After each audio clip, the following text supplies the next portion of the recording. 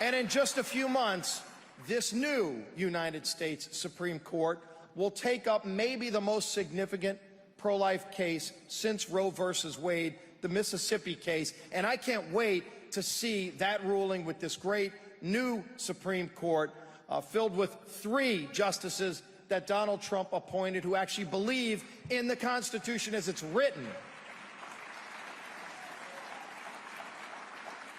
So we know how our freedoms are under attack. Just look at what they're proposing. President Biden has just proposed in his budget to gut and take away the Hyde Amendment protections. You know what that means. Hyde language since the 1970s. That's actually been one of those unifying bipartisan understandings that, yes, there's a disagreement in Washington on life. And what a great speaker I got to follow, in Ann Wagner, who is defending life with the Born Alive Act.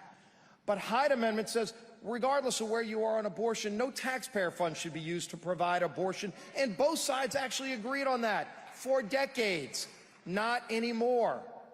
The left has gone so far nuts that they actually want to try to take Hyde away. We will not let them take away Hyde protections in Congress.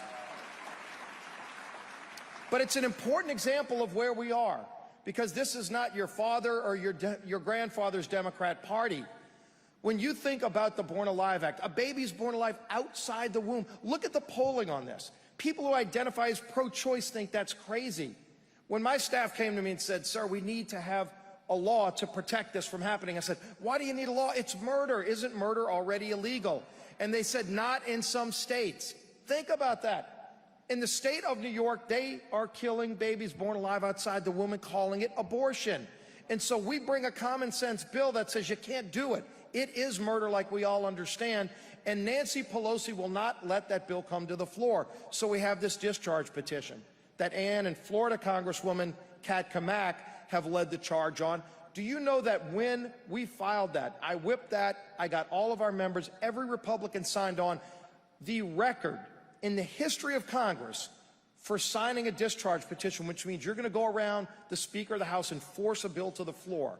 We broke the record for the most signatures in a single day. Over 200 members of Congress on day 1 signed it, shattered the previous record.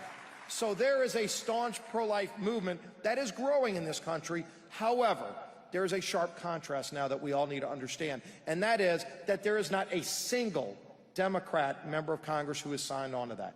Not a single one. 5 Democrats sign on, and that bill is on the floor, bypassing Nancy Pelosi, and it passes, and not a single one will stand up and say they're pro-life. That's how far radical socialist left they've moved. That's not where America is. That's not where most Democrats in America are. That's why we need, a lot of you are in districts, by the way, represented by some of those districts. Those members, call their office, ask them why they won't sign the Born Alive Act, and tell them, don't you dare say you're pro-life if you don't sign that discharge petition.